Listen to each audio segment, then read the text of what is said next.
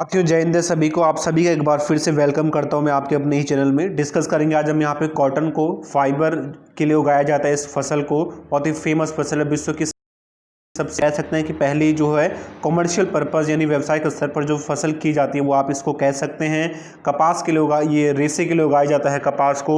इसके अलावा इसको तेल के लिए भी उगाया जाता है। सबसे पहले इसको अन्य किस नामों से जाना जाता है वो भी देख लेते हैं। सब कपास को उगाया क्यों जाता है, इसको फाइबर के लिए, रेशे के लिए और ऑयल के लिए उगाया जाता है। भारत में अधिकतर जो कपड़े बने हुए होते हैं, करीब करीब 60 से लेकर 70% तक जो कपड़े होते हैं वो कपास के ही बने हुए होते हैं, कॉटन के ही बने हुए होते हैं। अगर मैं बात करूं, कपास को व्हाइट गोल्ड कहा जाता है, पूरे विश्व का सफ़ेद सोना कहा जाता है कॉटन को, ये भी आप ध्यान रखें। किंग ऑफ जो है फाइबर यानी रेशों का राजा भी जो है कॉटन को कहा जाता है, कपास को कहा जाता है।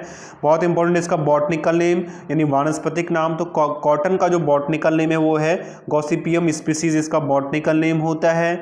इसके अगर मैं फैमिली की बात करूं, इसके परिवार की बात करूं, तो ये जो फैमिली है ये मालवेसी फैमिली से आता है। इसको ब्रैकेट में बंद किया हुआ है, मतलब ये इंपॉर्टेंट है, बहुत एग्जाम में पूछा गया है कि कॉटन किस फैमिली से आता है, तो आपको याद रखना है मालवेसी फैमिली से आता है। भिंडी भी इसी फैमिली से आती है।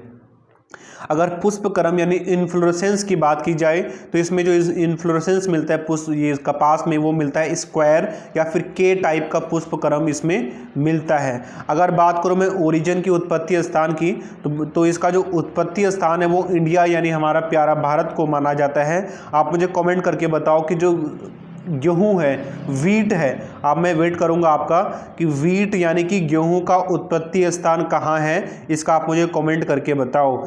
इसके अलावा इसके फ्रूट टाइप की बात की जाए कि किस प्रकार का फल प्रकार किस तरह का होता है इसमें, तो इसमें जो है आपने देखा होगा जो कॉटन का फ्रूट होता है वो गोल होता है, इसीलिए इसको बॉल टाइप का फ्रूट कहा जाता है या फिर कैप्सूल टाइप का फ्रूट इसको कहा जाता है। कोई आपसे पूछे कि केंद्रीय कपास अनुसंधान संस्थान कहाँ पे है, तो ये नागपुर यानी महाराष्ट्र में है।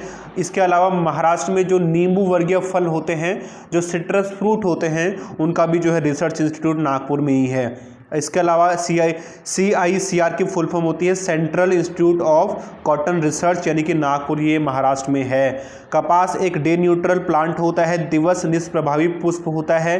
क्या होता है सर ये डे न्यूट्रल प्लांट का मतलब ये होता है कि जिस प्लांट को फ्लावरिंग के लिए धूप या फिर छाया यानी जिसमें धूप लाइट की कोई प्रभाव ना पड़े उसको डे न्यूट्रल प्लांट बोलते हैं। किसी भी प्लांट में जो फ्लावरिंग होती है उसके हिसाब से प्लांट को 3 भागों में बांटा जाता है। एक को बोलते हैं शॉर्ट डे प्लांट, एक को बोलते हैं लॉन्ग डे प्लांट, एक को बोलते हैं day neutral plant. Short day plant यानी जिनको धूप की कम आवश्यकता होती है, जनरली वो शॉर्ट डे प्लांट वो होते हैं जो गर्मियों में उगाए जाते हैं, यानी जो खरीफ की क्रॉप में उगाए जाते हैं। जबकि लॉन्ग डे प्लांट वो होते हैं जिन्हें रबी की क्रॉप में उगाया जाता है, जिन्हें सर्दियों में उगाया जाता है। और डे न्यूट्रल प्लांट वो होते हैं जिनको फ्लावरिंग के लिए धूप हो चाहे छाया हो, उनकी सेहत पे कोई फर्क नहीं पड़ता। जैसे त्रिवेंद्र रावत को कुछ भी बोलो उसकी सेहत पे फर्क नहीं पड़ता, वैसे ही है डे न्यूट्रल प्लांट। कपास भारत की सबसे पहली व्यावसायिक फसल है, आप ऐसा कह सकते नहीं, व्यवसाय के लिए सबसे पहली भारत में जो फसल की गई है वो आप कह सकते हैं कि वो कपास ही है। पूरे विश्व में जो प्रथम स्थान है कपास के उत्पादन में वो चाइना है, सेकंड पे भारत है। कई बुकों में भारत पहले लिखा होगा तो देख लेना, चाइना पहले पे आता है, ठीक है। भारत में जो प्रथम राज्य है वो गुजरात है और महाराष्ट्र है, तो कई बुकों में महाराष्ट्र भी लिखा होगा, वैसे राइट आंसर जो है गुजरात है। कई बुकों में महाराष्ट्र भी लिखा होगा तो देख लेना। सॉइल, ये बहुत इंपॉर्टेंट है, ये बहुत ज़्यादा इंपॉर्टेंट है, इसकी सॉइल पूछता है। इसकी जो मृदा होती है, जो मिट्टी होती है कपास की खेती के लिए, वो ब्लैक की आवश्यकता होती है, काली मिट्टी की आवश्यकता इसके लिए होती है।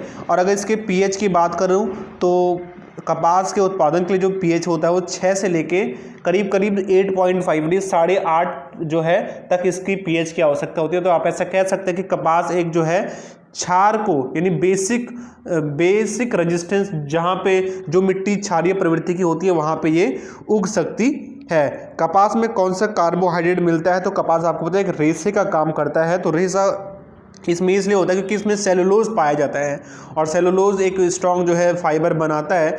इसके अलावा इसमें प्रोटीन भी पाया जाता है, प्रोटीन इसमें 15 से लेकर 25% तक पाया जाता है। डोपिंग क्या होता है, इसमें एग्जाम में पूछा है कि डोपिंग क्या होता है, तो 80 से लेकर 90 दिनों में कॉटन की ऊपरी शाखा तोड़ने पर, 80 से 90 दिनों के बाद जब कॉटन की ऊपरी शाखा तोड़ा जाता है तो उसे डोपिंग के नाम से जाना जाता है। कोई आपसे पूछे कि पॉलिनेशन किस तरह का होता है, तो पॉलिनेशन जो है इसमें क्रॉस पॉलिनेशन होता है, पर परागण होता है। अधिकतर इसमें जो पॉलिनेशन होता है वो हनी बीज के द्वारा होता है, मधुमक्खियों के द्वारा होता है। भारत में सबसे ज़्यादा जो कॉटन उत्पादन किया जाता है, सबसे ज़्यादा कॉटन जो है वो किस वैरायटी का उत्पादन किया जाता है, वो है अमेरिकन कॉटन। भारत में जो अमेरिकन कॉटन है वो सबसे ज़्यादा उगाया जाता है। अगर इसकी वैरायटीज़ की बात करूँ, किस्मों की बात करूँ, इसकी दो किस्में हैं, एक है देसी कॉटन, एक है अमेरिकन कॉटन। देसी कॉटन यानी पुराने ज़माने की जो किस्में हैं उनको देसी कॉटन कहा जाता है, और जो मॉडर्न किस्में हैं जो आजकल लेटेस्ट चल रही हैं उसको अमेरिकन किस्म कहा जाता है, अमेरिकन कॉटन कहा जाता है।